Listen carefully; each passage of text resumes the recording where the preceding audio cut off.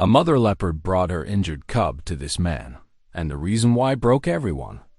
Out in the wild, a wounded predator should never trust a human. But in this desperate moment, she did. What he found wasn't just an injury. It was something darker, a mark that should never have been there. And fixing it would pull him into a world of danger he never asked for. Hunters lurking in the shadows, secrets buried behind locked gates. And the haunting question, why would a wild leopard remember him? As the fight for survival explodes into a battle for truth, one man's past mistake collides with a deadly present dot. Can he protect the mother and her cub? Or will the secret that brought them to his door destroy them all? I'd love to know. Where are you watching from? Type it down below, and while you're here, subscribe so you'll always catch the next story. The setting sun painted the West Texas scrubland in shades of amber and purple, casting long shadows across Calder Reese's modest rehabilitation facility. He stood on his weathered back porch, his lean frame casting a long shadow as he surveyed the rugged landscape he called home. The evening air carried the familiar sense of desert sage and sun-baked earth dot at 45 years old. Calder had grown accustomed to the solitude that came with his work. His weather-beaten face and steady gray eyes reflected years spent in the unforgetting Texas sun, working with injured wildlife far from the bustle of city life. The small compound behind him housed various recovering animals, everything from injured hawks to orphaned deer fawns. Tonight felt different, though. There was an unusual tension in the air that made the hairs on the back of his neck stand up. Even the evening chorus of crickets seemed muted, as if nature itself was holding its breath. Calder's experienced instincts told him something was coming. He wasn't wrong. The movement caught his eye first, a shadow darker than the others, moving with deliberate purpose through the scrub brush. His heart nearly stopped when he recognized the distinctive shape of a leopard emerging from the gathering dusk. Her muscled shoulders rolled as she limped forward, and in her mouth, "Sweet Lord," Calder whispered, his hands gripping the porch railing. The mother leopard carried a cub, its small form dangling limply from her jaws. Even in the fading light, Calder could see the fresh blood matting its spotted fur. The mother's golden eyes locked onto him, fierce and desperate. She moved closer, each step careful but determined. Calder's mind raced. Leopards weren't native to Texas. The fact that one was here, approaching a human no less, was extraordinary enough to make him question if he was dreaming. But the mother's intent was clear as day. She was bringing her injured baby to him. With trembling fingers, Calder reached for his phone in his back pocket. Whatever was about to happen, he needed to document it. He hit record just as the mother leopard reached the bottom of his porch steps. "Easy now," he murmured, using the soft, steady voice he'd developed over decades of working with injured wildlife. "I'm here to help."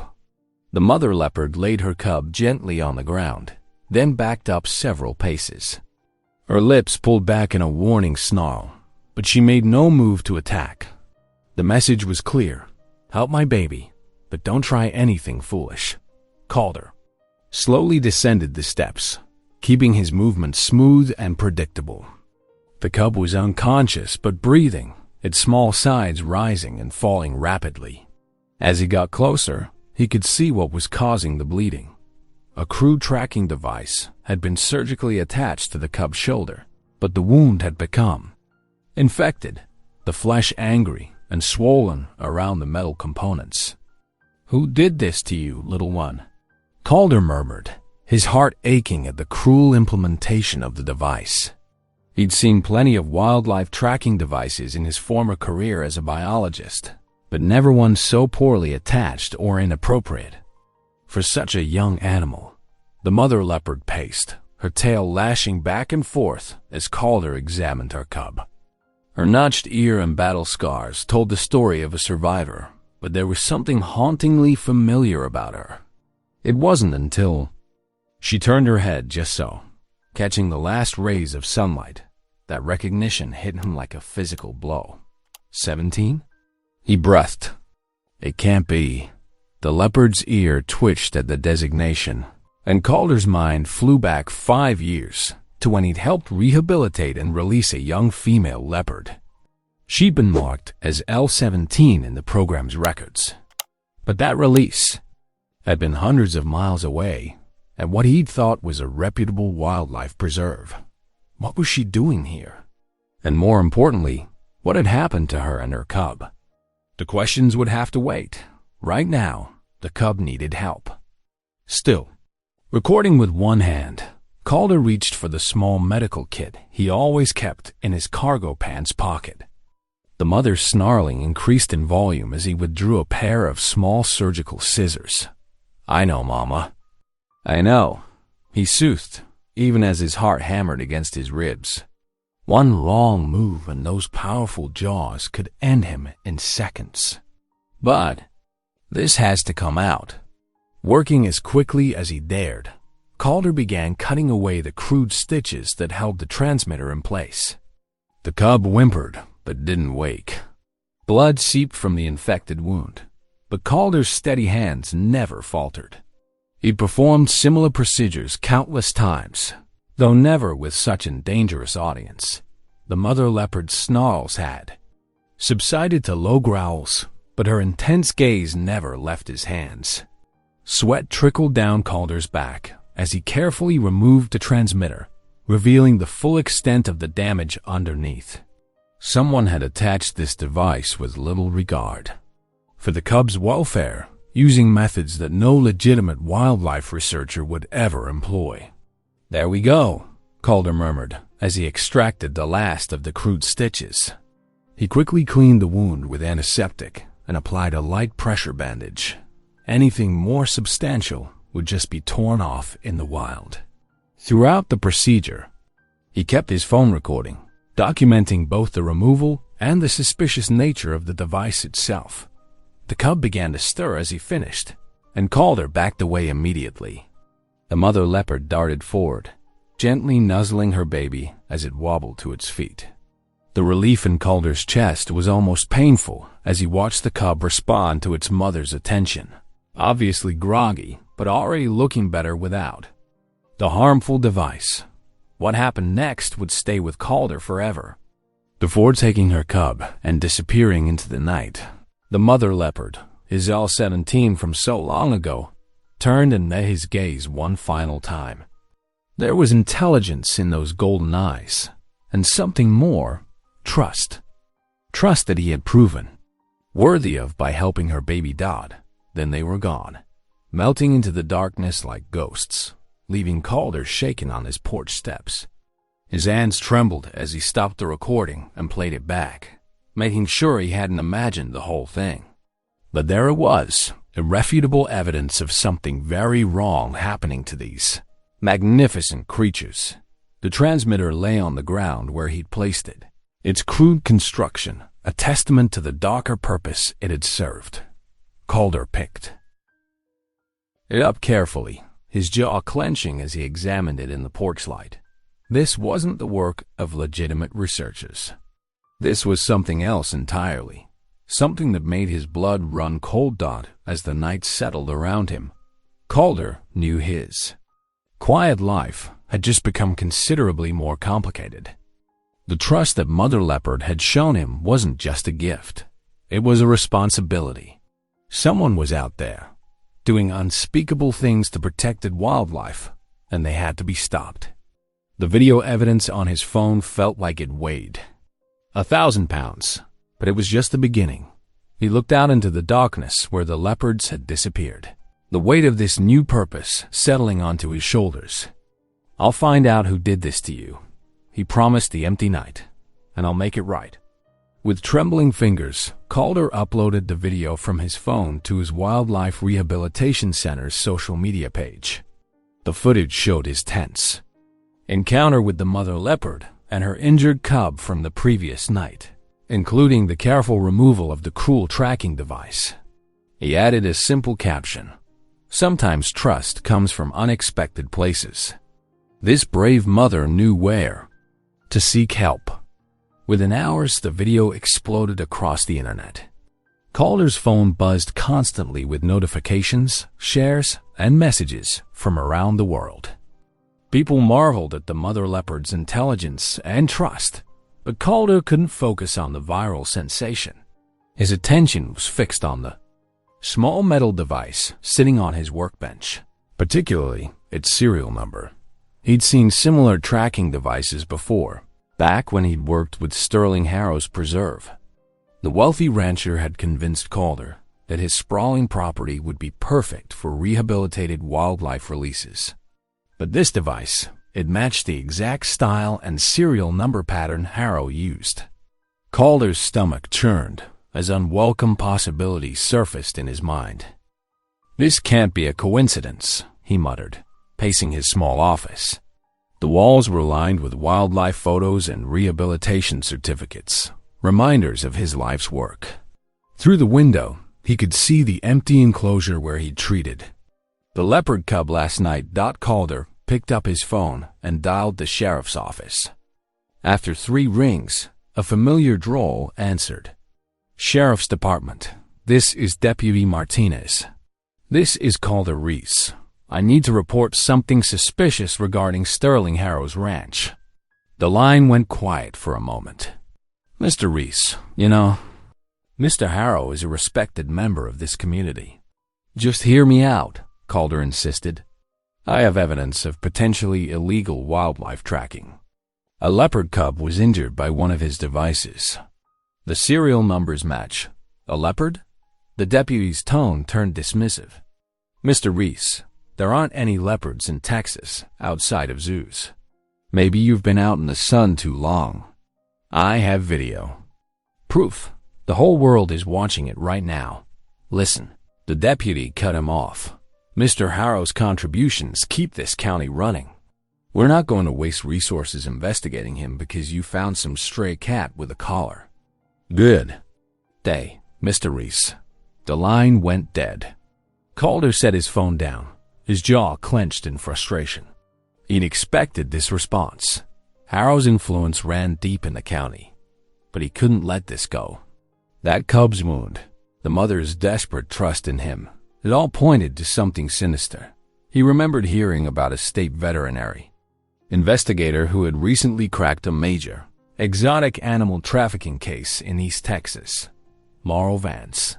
She had a reputation for taking on tough cases, especially when local authorities looked the other way. After some searching online, Calder found her office number. His heart pounded as he dialed, knowing this might be his last chance to get anyone to listen. "This is Laurel Vance," answered a clear, professional voice. "Ms. Vance, my name is Calder Reese. I'm a wildlife rehabilitator in West Texas. I have evidence of possible illegal wildlife tracking and exploitation involving endangered species. Local law enforcement won't help." "Go on," she said, her tone sharpening with interest. Calder explained everything. The mother leopard's appearance, the cub's injury, the tracking device's connection to Harrow's ranch. He described his history with Harrow's preserve and his growing suspicions. "The video of the leopard is all over social media," he added. "I can send you the link, plus close-up photos of the tracking device and serial numbers." "Please do," Laurel replied. "And Mr. Reese? Don't let that device out of your sight. I'm very interested in what you're telling me. This fits a pattern we've been watching." For the first time since discovering the tracking device, Calder felt a glimmer of hope. He could hear the genuine interest in Laurel's voice, so different from the deputy's dismissal. "How soon can you come out here?" he asked. "I can be there tomorrow morning. Send me your address and all the documentation you have." "And Mr. Reese? Be careful. If what you're suggesting about Harrow is true, you've stepped into something dangerous." After ending the call, Calder gathered his evidence: photos, video files, notes about the serial numbers, and his past records of working with Harrow's preserve. His hand shook slightly as he emailed everything to Laurel. The weight of what he was doing, challenging someone as powerful as Sterling Harrow, pressed heavily on his shoulders. Through his office window, he watched the sun setting, over the scrubland where the leopards had disappeared.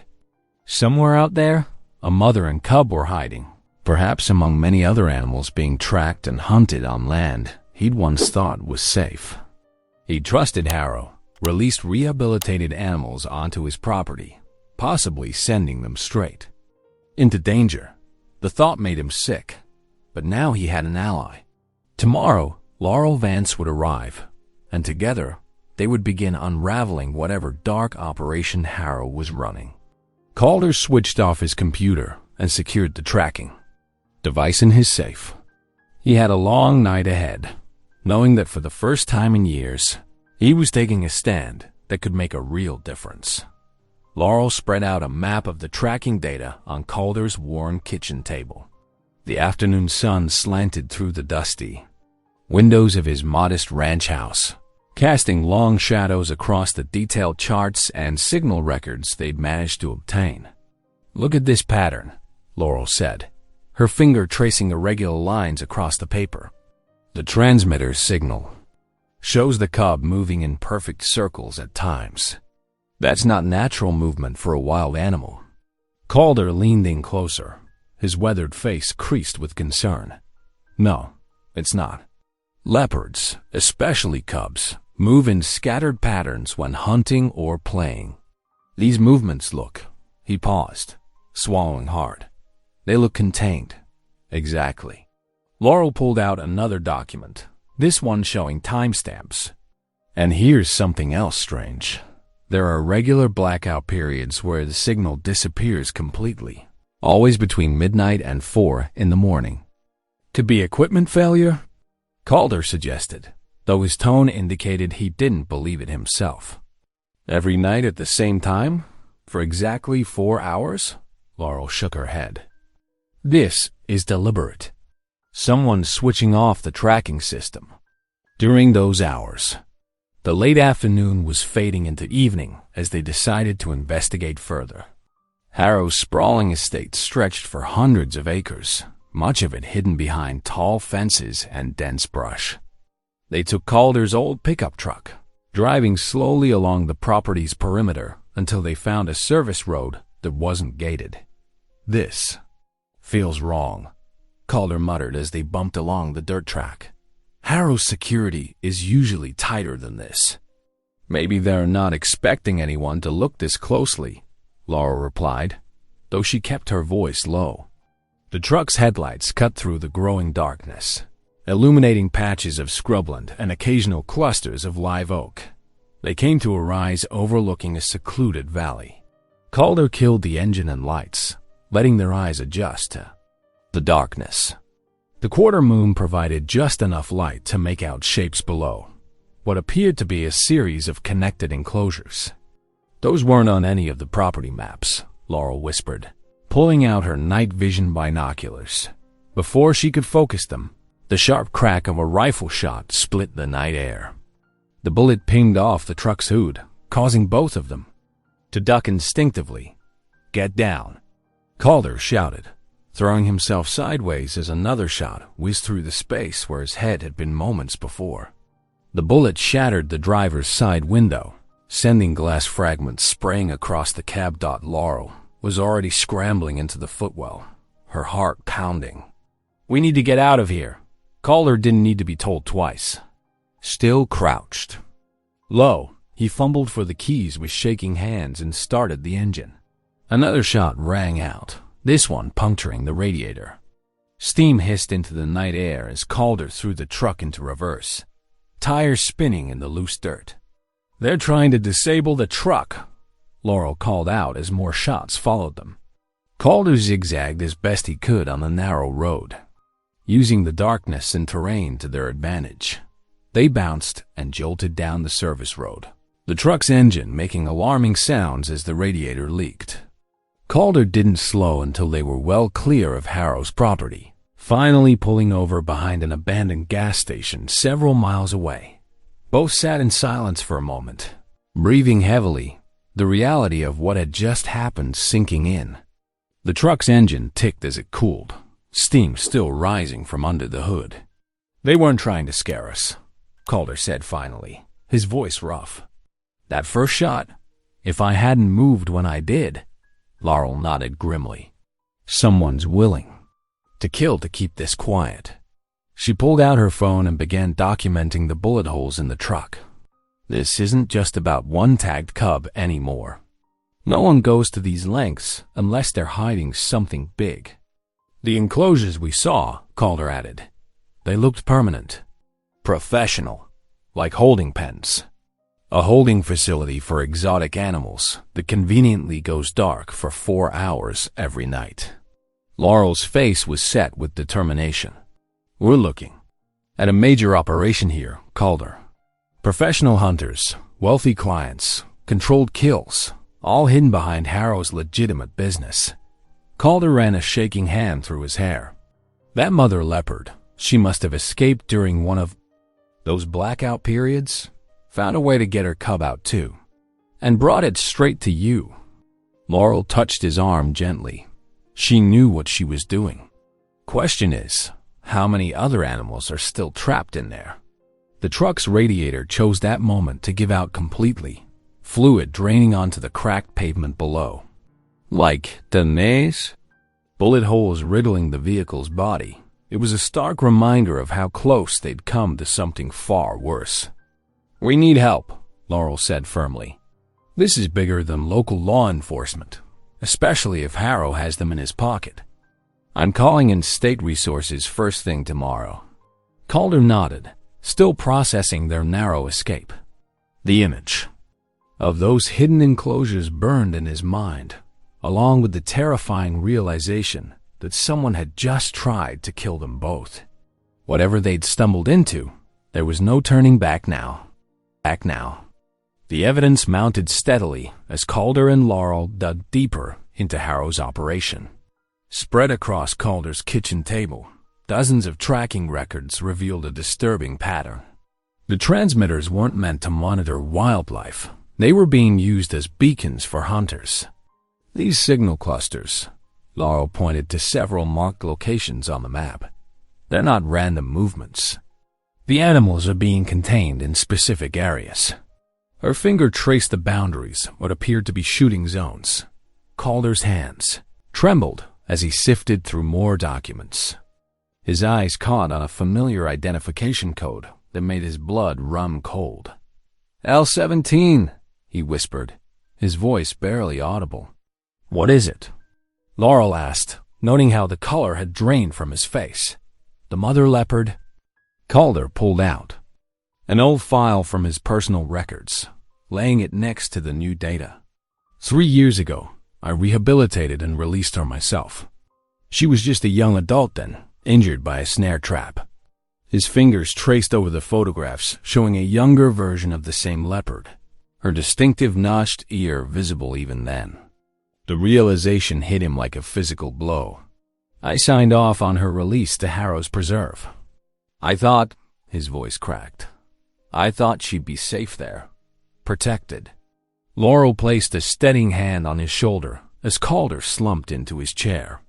You couldn't have known, but I should have. Calder's gray eyes clouded with pain and guilt. She trusted me back then. And now she's come back to me because she remembers. She knew I'd helped her before. More documents revealed the terrible truth of how Harrow had operated. The wealthy rancher had systematically used Calder's professional reputation and signature to acquire animals for his canned hunting operation. Each release form Calder had signed in good faith had become a death warrant. He twisted everything. I stood for, Calder said, his quiet voice filled with anger. Every animal I thought I was saving, I was just feeding into his killing game. The mother leopard's trust in him took on an even deeper meaning now. Despite everything, she had remembered his kindness and sought him out when her cub was in danger. The weight of that trust pressed heavily on his conscience. Look at these client records, Laurel said, spreading out more papers. Wealthy hunters from all over the world. They're paying premium prices for guaranteed kills. She shook her head in disgust. The transmitters make it impossible for the animals to escape. It's not hunting, it's execution. Calder stood and walked to his window, staring out at the Texas scrubland where the mother leopard had appeared that night. The same land where he'd released her years ago, believing he was giving her a chance at freedom. His signature on those forms had instead condemned countless animals to death in Harrow's twisted game preserve. "She came back to me," he said softly. "Despite everything humans have done to her, she remembered enough to know I could help." He turned back to Laurel, his weathered face set with determination. "I won't fail her again, or any of them." Laurel nodded, understanding the depth of his commitment. "We'll need more concrete evidence to bring Harrow down. These records are suspicious, but we need proof of the actual hunting operation." "Then we'll get it," Calder said firmly. "Al-17 trusted me enough to bring me her cub. I owe her, and all the others, whatever it takes to make this right." They spent hours combing through more records, building their case. Each new document revealed how thoroughly Harrow had exploited Calder's reputation in the wildlife community. His signature had become a tool for funneling animals into the deadly game preserve. His years of conservation work twisted into a weapon against the very creatures he devoted his life to protecting. The betrayal cut deep, but it also strengthened Calder's resolve. The mother leopard's return had given him a chance to redeem his unwitting role in Harrow's scheme. She had remembered his compassion from years ago, and that memory had led her to risk everything by bringing him her injured cub Dot as the sun set. Outside, casting long shadows across the scattered evidence of Harrow's crimes, Calder knew he would honor that trust, no matter the cost. The mother leopard had given him a second chance, and he intended to make it count. Calder's weathered pickup truck pulled onto the narrow dirt road leading to the staff entrance of Harrow's estate. His heart pounded as he spotted Boone Talley, the aging groundskeeper, raking leaves near the service gate. After 20 minutes of watching to ensure they were alone, Calder finally approached. "Mr. Talley," he called softly. "Got a minute?" The older man looked up, his lined face etched with wariness. He gripped his rake tighter, weather-beaten hands revealing years of outdoor work. "Ain't supposed to talk to outsiders, Mr. Reese." "I know about the hunts, Boone," Calder said quietly. "About what really happens to the animals brought here." Boone's shoulders slumped, the rake dropping slightly. "Been wondering when someone would figure it out." His voice was barely above a whisper. "Seen things no decent person should see. But what can an old groundskeeper do against someone like Harrow?" "You can help us stop him," Calder urged. "We need someone who knows the inside of the operation." Tears welled in Boone's tired eyes. "The screams, Mr. Reese. Those poor creatures." He wiped roughly at his face. "Wanted to speak up so many times. But Harrow, he's got eyes everywhere. And I got a sick wife to think about. We'll protect." "You." Laurel stepped forward from where she'd been waiting. She showed her state investigator's badge. "You won't have to face this alone." Their next stop was the sheriff's department, but not to see the sheriff. Deputy Nell Garner was doing paperwork when they walked in. She looked up, her short blonde hair catching the fluorescent light. "Deputy Garner," Laurel began, "we need to talk somewhere private." Minutes later, in the empty evidence room, Nell listened intently as they laid out what they knew. Her normally stern expression grew darker with each detail. "I've suspected something wasn't right out there," she admitted. "Sheriff always brushes off complaints about Harrow's place. Says it's just animal activists causing trouble." She straightened her worn uniform. "But I took this badge to uphold the law, not ignore it." "We need access to his trophy lodge," Calder explained. "That's where he keeps all the records, client lists, hunting schedules, payment details." "It's heavily secured," Boone added. "But I know the layout, know when the guards change shifts." They spent the next 3 days planning. Boone drew detailed maps of the lodge's interior. Nell provided information about security systems similar to Harrow's. Laurel coordinated with trusted state contacts who could move quickly once they had evidence. The night of the break-in was moonless, perfect cover. Boone had left a service door unlocked during his evening rounds. At 11:45, when the guards were changing shifts, the team moved in. Calder's hands shook as he picked the office door lock, using skills from his wildlife tracking days.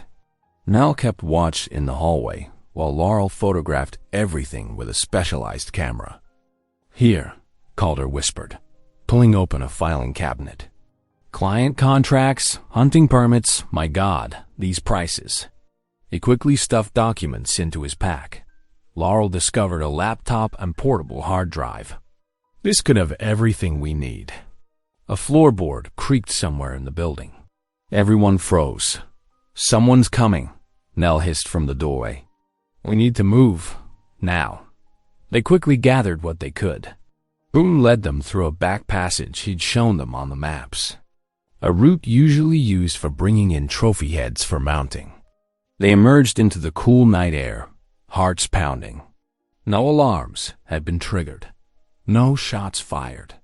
They had done it.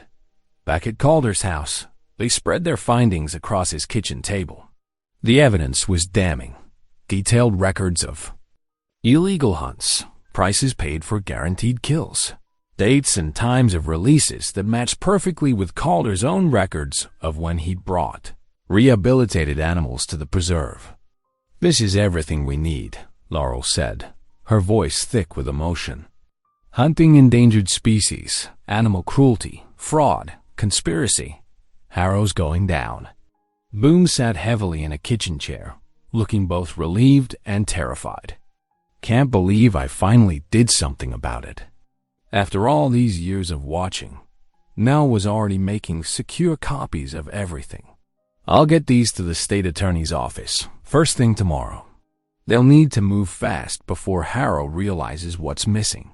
Calder stared at a particular file, records for Asset L-17, the mother leopard. His throat tightened as he read the details of how she'd been kept captive, used to breed cubs that would later be hunted. But she'd escaped, remembered him, trusted him to help her baby. "We did it, girl," he whispered. "We're going to make this right." The team worked through the night, organizing the evidence, making backup copies, building their case. They were exhausted but energized by purpose. For the first time since discovering Harrow's true nature, Calder felt real hope. They had formed an unlikely but powerful alliance. A groundskeeper carrying years of guilty knowledge, a deputy tired of turning a blind eye, a state investigator pushing for justice, and a wildlife rehabilitator fighting to protect the creatures who trusted him. Together, they had struck the first real blow against Harrow's empire of cruelty.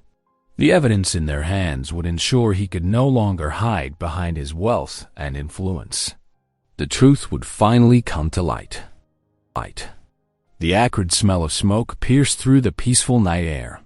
Boone Tally stood frozen, watching helplessly as bright orange flames consumed his modest trailer home. The fire roared hungrily, devouring everything he owned. Photos, clothes, memories of 30 years working the land. Dark smoke billowed into the starlit sky, a clear message from Harrow that no one who crossed him was safe. Calder's truck skidded to a stop on the gravel road, his heart pounding at the sight. He jumped out and ran to where Boone stood, placing a steadying hand on the older man's trembling shoulder. "I'm so sorry, Boone. This is my fault." The groundskeeper's weathered face was illuminated by the dancing flames. "Ain't your fault, son. This here's all Harrow's doing. Man's always been cruel, but this," he gestured at the inferno, "this is something else." Laurel's SUV pulled up moments later, her boots crunching on gravel as she hurried over. Her hazel eyes reflected both anger and determination as she surveyed the destruction. "We need to get you somewhere safe, Mr. Tally. Harrow's showing his true colors now." "I got a spare room," Calder offered immediately. "It's not much, but you'll be protected there." The wail of approaching fire trucks cut through the night. As emergency vehicles arrived to battle the blaze, Calder helped Boone gather what little remained salvageable: a singed photo album, his grandfather's pocket watch, a few tools that had been in his truck that the next morning dawned gray and threatening. Calder set out early to check the wildlife cameras he'd hidden along the creek beds bordering Harrow's property. The mother leopard and her cub had been spotted there recently, and he worried they might be Harrow's next targets. His fears proved justified. As he approached the first creek, his trained eye caught the glint of metal. Cruel steel snares had been set every few yards along the water's edge. His stomach churned at the thought of any animal suffering in those brutal traps. A low growl stopped him in his tracks. There, caught in one of the snares, was the mother leopard L17. Her powerful body twisted as she fought against the wire cutting into her leg. Her golden eyes met his, filled with both fury and desperation. Moving slowly, speaking in soft, steady tones, Calder inched closer. "Easy, girl, easy. Remember me? I'm here to help, just like before." The leopard's muscles tensed, but she didn't lunge. Somewhere in her wild heart, she remembered his touch from years ago. Calder's hand shook as he reached for the snare. One wrong move, and those massive jaws could take his hand off in an instant. The wire was wound tight, and his fingers slipped on the mechanism. Blood, both his and the leopard's, made everything slick, just as he finally got a proper grip on. The release, a shot cracked through the morning air. The bullet kicked up dirt inches from his boot. Calder's heart nearly stopped as he spotted two armed men emerging from the brush across the creek. Another shot rang out, closer this time. With desperate strength, he yanked the snare open. The mother leopard bounded free, disappearing into the underbrush as more bullets whizzed past. But her cub was still there, confused and frightened by the chaos. Without thinking, Calder scooped up the young cat. The cub squirmed but didn't fight. As he splashed across the creek, bullets sending up sprays of water around them, his lungs burned as he ran, cradling the precious cargo against his chest. The gunmen shouted behind him, their boots thundering in pursuit. Calder's clothes were soaked, his feet sliding on moss-covered rocks as he scrambled up the opposite bank. The dense brush provided some cover as he zigzagged through the trees. His truck was parked nearly a mile away. He'd never make it on foot. Just then, he heard the blessed sound of an approaching vehicle. Laurel's SUV burst through the vegetation, fishtailing on the muddy ground. She threw open the passenger door. "Get in," called a dove inside, still clutching the trembling cub. Laurel floored the accelerator, and they shot forward as bullets pinged off the metal body of the vehicle. Through the rear window, Calder caught a glimpse of their pursuers, Harrow's private security force. He realized, now operating as hired guns. When they finally reached safe distance, Laurel pulled over, her hand shaking slightly on the steering wheel. "This isn't just an investigation anymore," she said quietly. "Harrow's declared war. He's trying to kill us, and anyone else who stands in his way." Calder looked down at the cub, now calm in his arms. "We knew he was dangerous, but this..." He shook his head. "This is beyond anything I expected." "We need to be smarter," Laurel said firmly. "More careful. No more solo missions checking cameras or traps. We work together from now on. Watch each other's backs."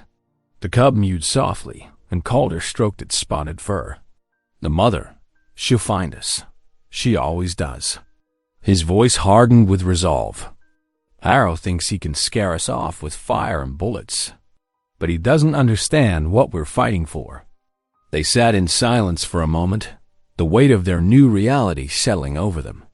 The morning sun finally broke through the clouds, casting long shadows through the trees.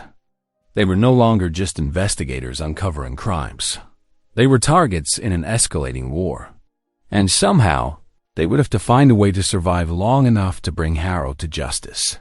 Calder's hands trembled as he stared at the document, spread across his desk.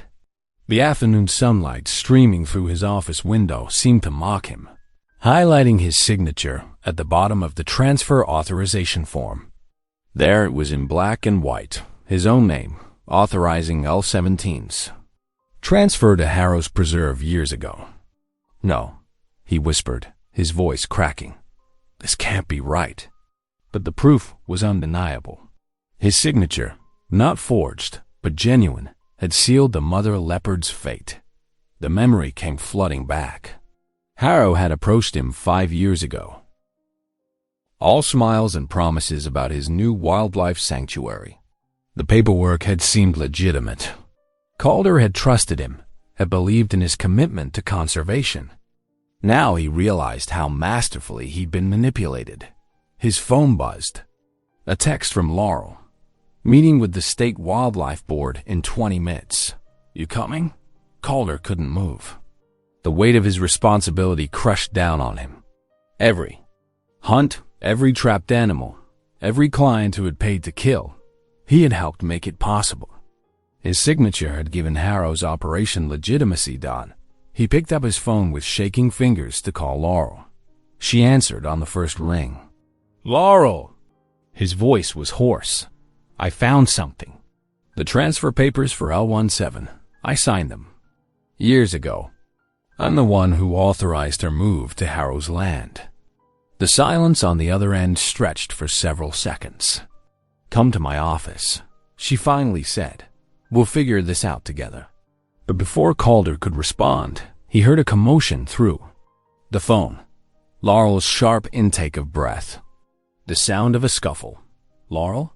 His heart began to race. Laurel! A different voice came on the line. Deep, cultured, dripping with false warmth. Mr. Reese, I believe we need to have a conversation. Calder's blood ran cold. Harrow, if you hurt her, that depends entirely on you. Harrow cut in smoothly. I'm a businessman. Let's make a deal. The mother leopard and her cub, in exchange for Miss Vance's safe return. Simple enough? Calder gripped the edge of his desk until his knuckles turned white. How do I know she's alive? There was a rustling sound, then Laurel's voice, strained, but clear. Calder, don't you dare. Her words cut off abruptly. You have 1 hour, Harrow said. Bring the leopards to the old cattle yard on my south property. Come alone, or Ms. Vance won't survive the day. The line went dead. Calder slumped in his chair, the guilt threatening to paralyze him. His trust in Harrow had started this whole nightmare. His signature had trapped L-17 in a deadly game. And now Laurel was paying the price for his mistakes. He looked at the mother leopard's file again, remembering how she had trusted him twice. First when he released her, and again when she brought her injured cub to him. He had failed her the first time through his naivety. Would he fail her again? The weight of responsibility pressed down on him like a physical force. Every choice seemed impossible. Save Laurel and condemn the leopards to death. Or protect the animals and sacrifice the woman who had fought beside him to expose the truth. Calder buried his face in his hands, wrestling with the crushing doubt. His own actions had helped create this disaster. The thought that his signature, meant to protect wildlife, had instead sentenced them to death made him physically ill. But he couldn't stay paralyzed by guilt. Laurel's life hung in the balance. The mother leopard and her cub were counting on him. Somehow, he had to find a way to make this right. He straightened up slowly, his mind racing through possibilities. There had to be a solution that didn't end in death, either human or animal. He had enabled Harrow's crimes through blind trust. Now he would have to use every bit of his knowledge and courage to undo that terrible mistake. The clock on his wall ticked steadily forward. 53 minutes remained until Harrow's deadline. 53 minutes to figure out how to save everyone he had put in danger through his unwitting complicity in Harrow's schemes. The burden of his guilt was crushing, but he forced himself to focus. He had to think clearly now, had to find a way through this darkness he had helped create.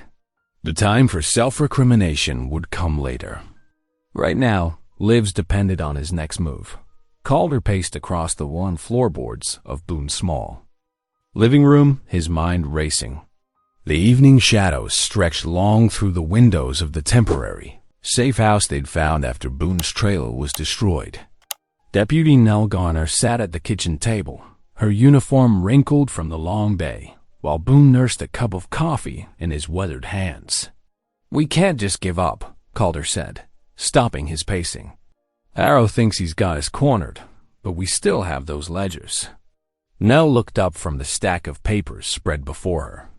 "The evidence is solid. Names, dates, payments, everything that proves he's running illegal hunts. But without Laurel, that's exactly why we need to act now," Calder interrupted, his voice gaining strength. "Harrow's holding Laurel to force our hand. But what if we could turn that against him?" Boone set down his coffee cup with a gentle clink. "What are you thinking?" Calder pulled out his laptop and opened it on the table.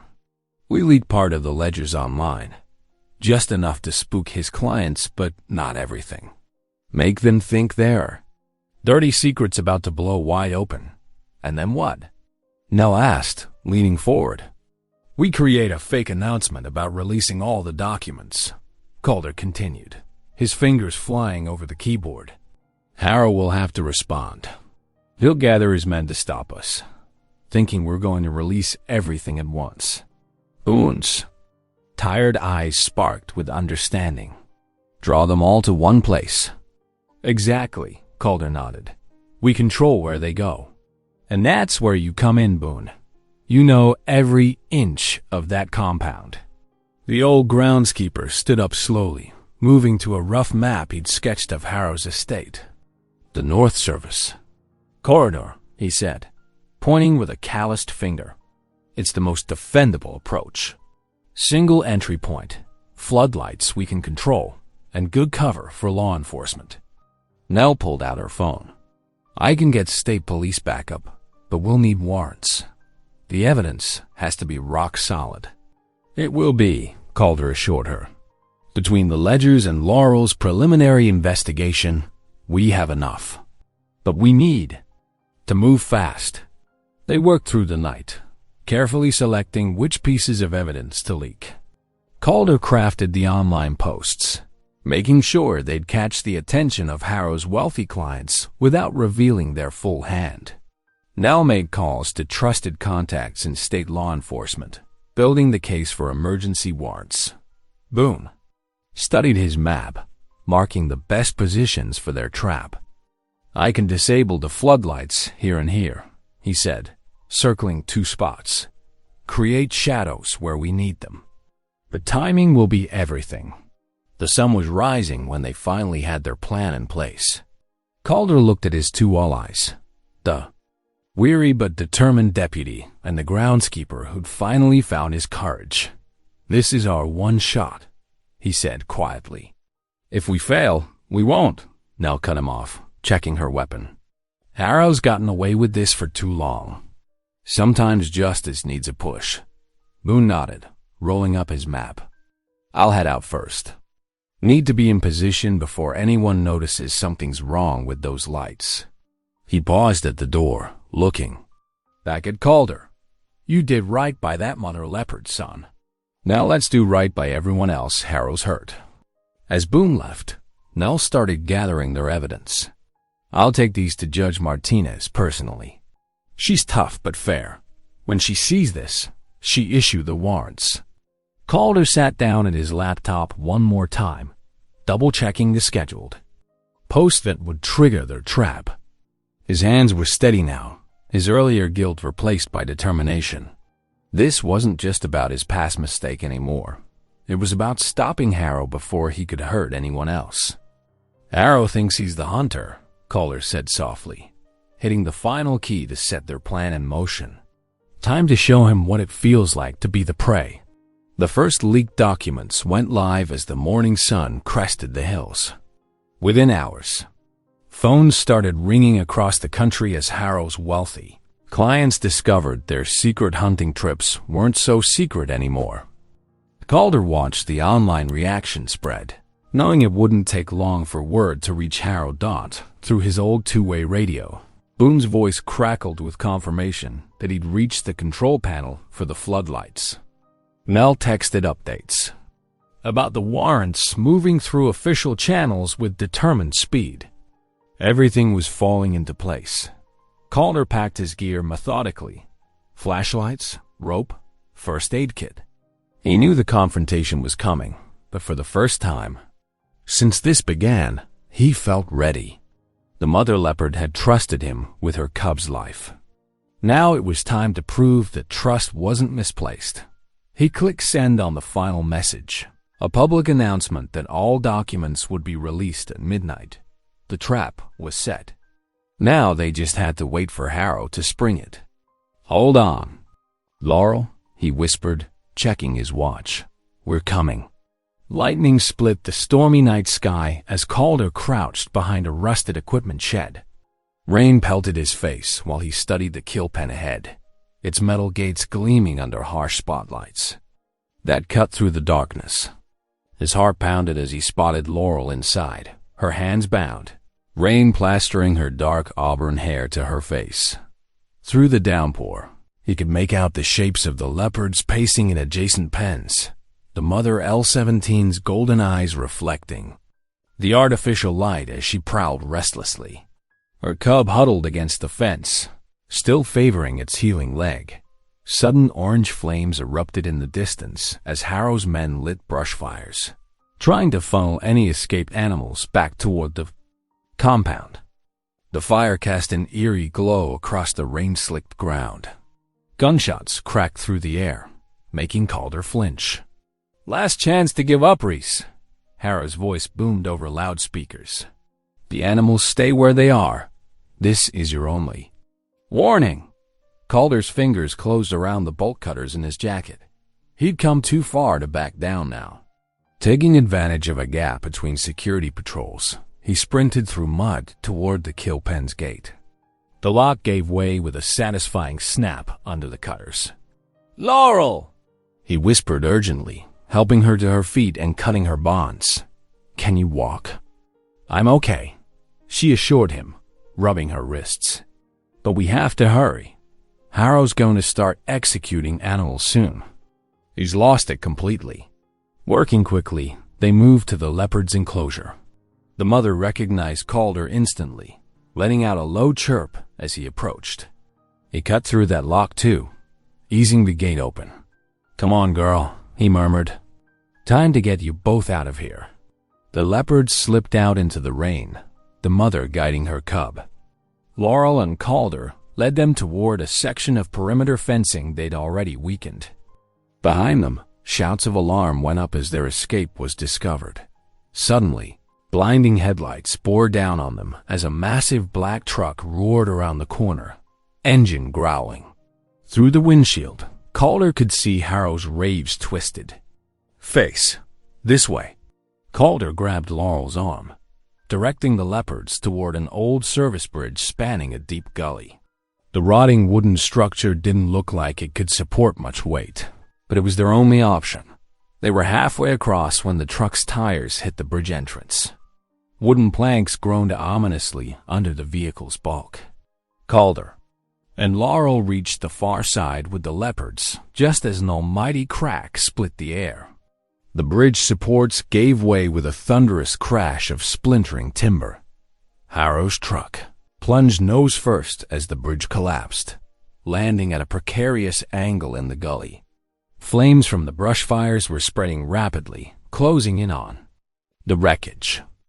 Through the truck's crumpled cabin, Calder could see Harrow trapped, blood streaming from a gash on his forehead. For a moment, Calder hesitated. This man had caused so much suffering, had twisted Calder's own good intentions into something cruel. But looking at him now, helpless as the flames approached, Calder knew he couldn't leave him to die. "Keep going," he shouted to Laurel and the leopards. "Get them to safety. I'll be right behind you. Scrambling down the muddy gully slope, Calder reached the truck. The driver's door was jammed, but he managed to wrench it open with desperate strength. Harrow's legs were pinned by the crushed dashboard. "Why?" Harrow croaked as Calder worked to free him. "I would have left you to burn." "That's the difference between us," Calder grunted, finally pulling the older man free.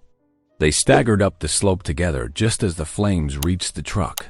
Red and blue lights suddenly flooded the area as federal vehicles swarmed the compound. Agents in tactical gear moved in, rounding up Harrow's armed men.